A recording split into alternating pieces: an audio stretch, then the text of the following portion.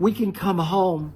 We can beat the Vikings and the Chargers at home. We can go to Washington and win. We can go to the Giants and win out. Win out. What would that be? 11-5-1? 11-5-1. I don't know. Maybe it doesn't make it, but I'm pretty sure that would make the playoffs. The Dallas Cowboys are now the hottest team in all the land, in all of pro football. We have by far the most explosive offense. And all of a sudden, my defense is looking, dare I say, credible, respectable, real, authentic, legit, pass the eye test. We got a chance. Defense? I think we do. So look what we just did to Patrick Mahomes. The GOAT. The GOAT. I hear he's the GOAT. We had 23 first downs to Kansas City's 19. We went 9 of 15 on third down and 1 on fourth. To Mahomes, 5 of 13. He was very good. He hasn't been the same for the last 3 years, but he was very good today, and they did cash all their fourth downs, 3 of 3. But still, we went 9 of 15, 1 of 1. They went 5 of 13 and 3 of 3. So we had 458 yards to 362. We held Patrick freaking Mahomes and Andy freaking Reid to 362 total yards. We outrushed Kansas City, who hung their hat on Querim Hunt at home against Indy last week. He went for 104 on 30 carries. No, guess what? We had 138 rush yards today to their 119. Dak Prescott has suddenly creeped ahead of Matthew Stafford in the MVP race. He just played as great as Matt Stafford. I've been pushing Matt for MVP for 3-4 weeks now. But all of a sudden, after you beat Philly and come right back and beat Kansas City and just destroy those two defenses, those were really good coordinators, really good defenses, really, really, really good, highest level. 2 top 5 defenses. I still think Philly's the best defense. I do think Philly will beat the Bears tomorrow. I just think Philly's still really, really good. But we just destroyed both defenses with almost 500 yards against both of them. Tell me I'm wrong. Lord have mercy. Dak Prescott's the MVP. He just crept ahead. If they win out, he's going to run away with the MVP. I don't care what Matt Stafford does from here on. To come from where we were at 3-5-1, Dak just said, I take you, I put you all on my shoulder pads. Here we go. We have the 2 best receivers in pro football, and you can say that waters down Dak's MVP case, but it starts with the trigger man. He has to make the right decision and a reasonable throw to the 2 best receivers, the dynamic duo of the NFL. CeeDee Lamb bounced back from his drops against the Eagles, as I knew he would. 7 catches for 112 yards. He's just unstoppable, especially when you put George Pickens across from him. Pick had 6 catches for 88 yards. Down the stretch, they both had huge, big down, third down catches. Just huge. Jake Ferguson, he didn't have big yards, but he had 5 big catches, and he's turned into a very clutch tight end. I mean, if he gets his right toe down, we win this game easily. We win it by 10, but he didn't get his right toe down. My God. Dak Prescott spotted them in an early 7. He tried to hang on to it too long against the blitzer. Hicks came open right in his face and got to him just before the ball got away, and it floated into an early interception. I thought we were dead.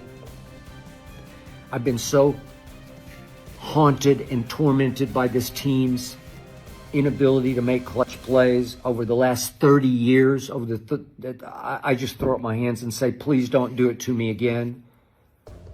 Defensive breakdown, Rashee Rice gets loose up the left sideline, and 2 plays later, it's 7-0. In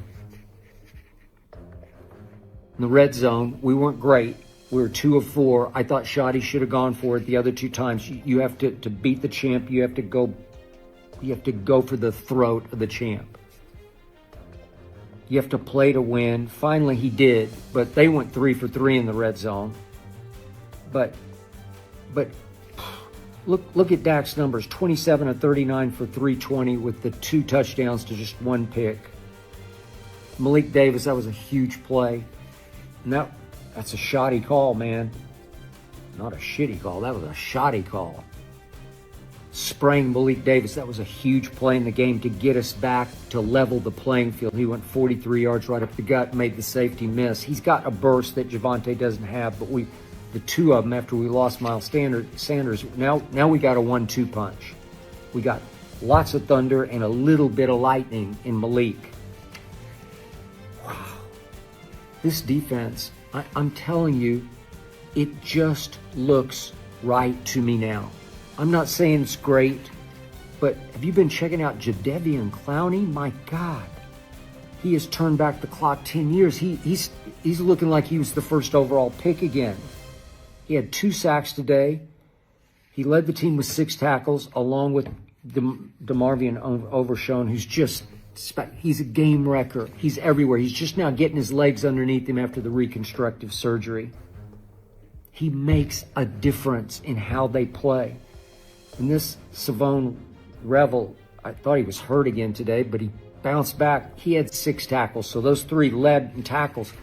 Revel, they stole him in the 3rd round. He should have been a first-round pick because he wrecked his knee. But he's playing like a first-round pick. He's giving us credibility because he can cover. They played more man today because he can cover.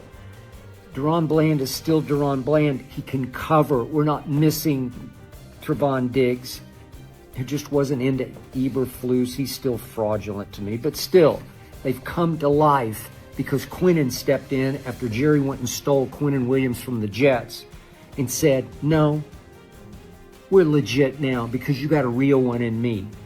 A real leader, a real anchor, a real pocket buster. And all of a sudden, I'm seeing Kenny Clark come alive with a couple of rushes that just crushed the pocket back into Mahomes' face. Clowney's flying from the outside, 42. I'm just looking for 42 now because he's going to make a couple of plays and he can still fly and he can run down quarterbacks who break the contain and get outside. This Reddy Stewart at cornerback, my God, he's just a steward. Every time he led them in tackles against the Eagles, he can play. Donovan Wilson, Malik Hooker back at safety. They're just flying around making plays. Osa, he gets to rotate now at defensive tackle, but he's just come alive. He's flashing off my screen, leaping off my screen. Sam Williams made a couple plays today because he's a badass talent as a 2nd-round pick. Ezra Ruwaku, he got held on Mahomes' last touchdown pass. That flag should have been thrown. James Houston makes it here and there. I still think he's got big football plays left in him. Solomon Thomas, who they just picked up off the trash heap. My God, he makes a couple of plays a game. I'm seeing a legit defense. I'm seeing Dante Fowler Jr. We had 3 sacks. He had another one. We had 9 quarterback hits. Quinnen had 4 tackles, but he just is a force. In presence, I'm looking for a 92 now because this team is on fire on both sides of the ball. Dak said after the game, we're playing, dare I say, complimentary football. It's not that we're just going to outscore you. We can actually keep you to a low roar on your offense. Even Patrick Mahomes. We beat him. They're 6-6 now. And Patrick's the GOAT, really?